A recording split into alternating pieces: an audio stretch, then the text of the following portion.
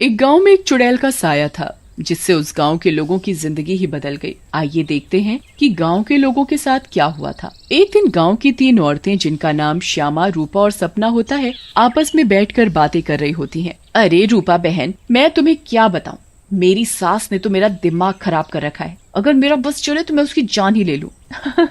अरे क्या हुआ श्यामा बहन, इतना गुस्से में क्यों हो? शांति मौसी ने क्या कर दिया? हाँ तुम घर में अकेली हो ना, इसीलिए इतने मजे से रहती हो। हमसे पूछो जिनकी सास है, एक तो खाती हैं इतना, रोटी बना बना कर मेरे तो हाथ ही थक जाते हैं, ऊपर से हर काम में कमियां निकालती हैं। सही कह रही हो श्यामा बहन, मेरी कहानी भी कुछ कुछ तुम्हारी तरह ही है। मैं तो जरा सा अपने मर्द के साथ बैठ क्या जाऊं, पता नहीं कहां से बुढ़िया को खबर मिल जाती है, वहीं आकर सर पर खड़ी हो जाती है। हाँ ये तो चिंता की बात है सपना बहन, मौसी को समझाओ, नहीं तो दादी कैसे बनेंगी। रूपा की बात सुनकर तीनों जोर जोर से हंसने लगती हैं। तभी उनकी नजर एक गोलगप्पे वाली पर पड़ती है। गोलगप्पे वाली बहुत ही सुंदर होती है, उसे देखकर तीनों से रहा नहीं जाता और वो तीनों गोलगप्पे वाली के पास चली जाती हैं। अरे तुम तो औरत होकर गोलगप्पे बेच रही हो। ये तो पहली बार देखा है। अरे तो बहन, इसमें बुराई क्या है, कौनो गलत काम थोड़ी ना कर रहे हैं, मेहनत कर रहे हैं। वैसे आप लोग खाओगे गोलगप्पे? बातें तो बहुत अच्छी बनाती हो, चलो देखते हैं गोलगप्पे कैसे हैं। उसके बाद श्यामा और सपना दोनों गोलगप्पे खाने लगती हैं और रूपा वहीं खड़ी हो जाती है। रूपा को ऐसे खड़े देख गोलगप्पे वाली बोलती है, अरे बहन, आप नहीं खा रही गोलगप्पे? क्या हुआ, कहीं आपको अपने फिगर खराब होने का डर लग रहा है क्या? अरे नहीं नहीं, ऐसी बात नहीं है, मैं बस बाहर का सामान कम खाती हूँ और कोई बात नहीं, इन दोनों को खाने दो। श्यामा और सपना गोलगप्पा खाने के बाद बोलती हैं, अरे वाह गोलगप्पे वाली, क्या गोलगप्पे हैं, मुंह से तो स्वाद ही नहीं जा रहा, मजा आ गया। ऐसे गोलगप्पे मैंने जिंदगी में कभी नहीं खाए, तुम तो रोज आया करो, मैं तो रोज ही खाऊंगी। हाँ हाँ हाँ बहन जी, ये भी कहने की बात है, अब तो मैं रोज ही आया करूंगी, नया नया काम जो खोला है। उसके बाद वो गोलगप्पे वाली वहां से चली जाती है और वो तीनों औरतें भी अपने अपने घर चली जाती हैं। अगली सुबह रूपा पानी भरने के लिए कुएं पर जाती है।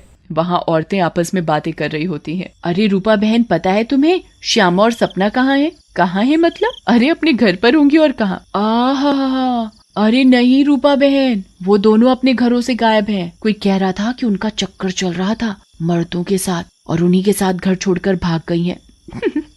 बेचारे उन दोनों के पति। रूपा को ये बात सुनकर बहुत गुस्सा आता है और वो बोलती है, तुम्हें शर्म आनी चाहिए, औरत होकर औरतों के बारे में ऐसी बातें करते हो। ऐसा कहकर रूपा वहाँ से चली जाती है। शाम को वही गोलगप्पे वाली गांव में फिर से आती है। चीनू और टीनू नाम के 2 मंचुले उसे देखकर बोलते हैं, अबे टीनू, वो देख क्या लड़की है, एकदम एक नंबर, ये तो तेरी भाभी बनने लायक है बीड़ू। सही कह रहा है चीनू, लेकिन इसमें थोड़ा गलती होने का, ये अपन की नहीं, तेरी भाभी बनने लायक है, समझा क्या? फिर वो दोनों गोलगप्पे वाली के पास जाते हैं और बोलते हैं, ए गोलगप्पे वाली, क्या गोलगप्पे खिलाएगी हम दोनों को? आप दोनों भी कैसी बातें करते हैं, ये गोलगप्पे क्या मैंने पानी भरकर होली में मारने के लिए रखे हैं?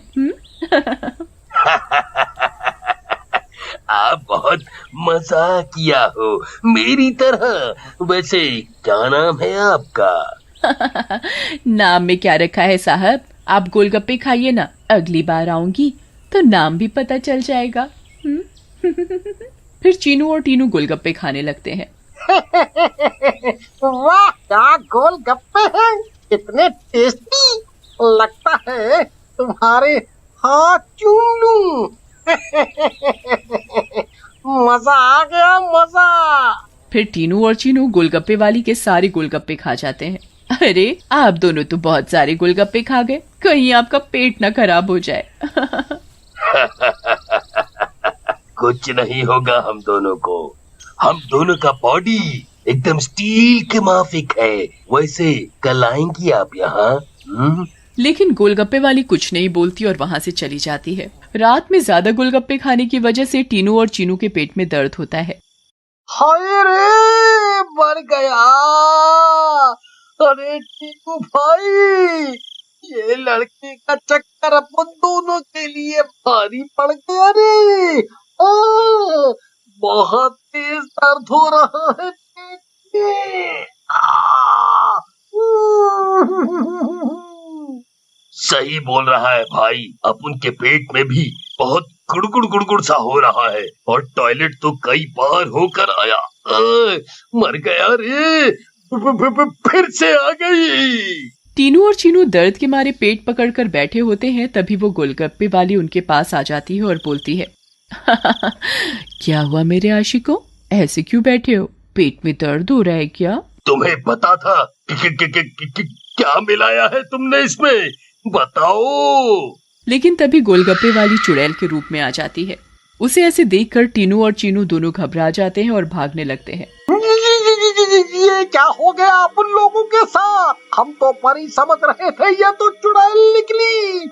अब हम क्या करेंगे? भागो रे भागो, अपनी जान बचाकर भागो। अब हम क्या करेंगे? करेगी तो ये चुड़ैल, अगर हम यहाँ से नहीं भाग पाए, इसलिए भागो यहाँ से। लेकिन चुड़ैल उन दोनों को पकड़ लेती है और मार डालती है और वहाँ से चली जाती है।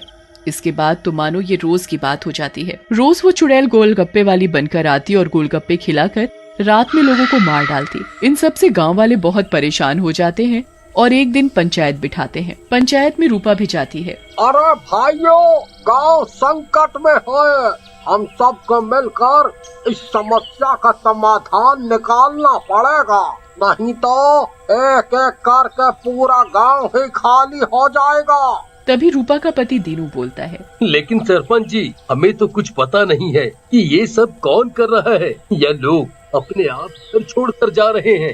सही कह रहे हो दीनू बेटा, लेकिन हम ऐसे शांत तो नहीं बैठ सकते और अपने गांव वालों को जाने नहीं दे सकते। हमें कुछ तो करना ही होगा। हाँ। फिर पंचायत में कोई भी फैसला न निकलने पर सभी गांव वाले अपने अपने घर चले जाते हैं। उसी दिन दोपहर में चुड़ैल फिर से गोलगप्पे वाली का भेष बदल कर गाँव में आती है। रूपा उसके पास जाती है और बोलती है, अरे गोलगप्पे वाली, जरा गोलगप्पे खिला दे, सुबह से मन खराब हो रहा है, शायद चटपटा खाने से ठीक हो जाए। लेकिन तभी उसकी नजर गोलगप्पे वाली के पैरों पर पड़ती है। गोलगप्पे वाली के पैर उल्टे होते हैं। रूपा ये देखकर समझ जाती है कि हो न हो ये इसी का किया धरा है। रूपा सब समझने के बावजूद गोलगप्पे खाने लगती है और खाकर वहाँ से चली जाती है और दीनू के घर में जाकर सारी बात बताती है, जिसे सुनकर दीनू बोलता है, तुम पागल हो गई हो क्या रूपा? अगर उस गोलगप्पे वाली पर तुम्हें शक था तो तुमने गोलगप्पे क्यों खाए और अपनी जान जोखिम में क्यों डाली? मैंने अपनी जान जोखिम में नहीं डाली, तुमने एक बात पर ध्यान नहीं दिया।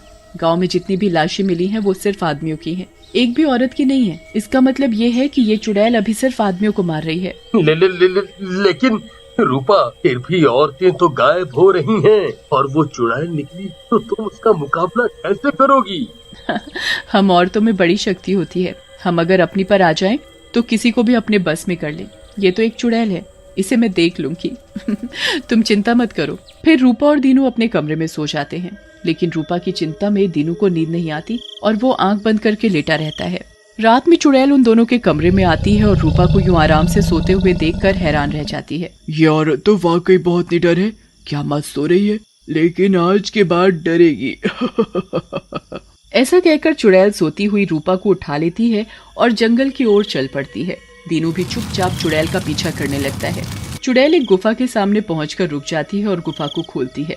खुल जा सिमसिम। गुफा का दरवाजा खुल जाता है और चुड़ैल अंदर चली जाती है। दीनू भी चुपके से उनके पीछे पीछे अंदर चला जाता है। अंदर जाकर चुड़ैल रूपा को एक अंधेरे कमरे में ले जाती है और रोशनी करती है। जैसे ही वहाँ रोशनी होती है, गांव की बाकी औरतें भी रूपा को दिखाई देती हैं। श्यामा और सपना भी वहाँ होती है। अरे चुड़ैल, ये सब क्या है? गांव की औरतें, तुम ये क्या कर रही हो? लेकिन चुड़ैल कुछ नहीं बोलती। रूपा बहन, ये चुड़ैल पूर्णिमा के दिन हम सब औरतों की बलि देगी, बचा लो हमें। ये बचाएगी तुम्हें। इसकी जान तो खुद खतरे में है। तभी वहाँ दीनू आ जाता है और बोलता है, रूपा की नहीं चुड़ैल, बल्कि तू खतरे में है। दीनू सब औरतों को जलती मशाल दे देता है। चुड़ैल, तूने हमको और गांव वालों को बहुत परेशान किया है, गोलगप्पों की कसम, तुझे छोड़ेंगे नहीं। ऐसा कहकर औरतें चुड़ैल के ऊपर मशाल डाल देती हैं और चुड़ैल जलने लगती है। मुझे जाने दो, छोड़ दो। लेकिन चुड़ैल थोड़ी ही देर में जलकर भस्म हो जाती है।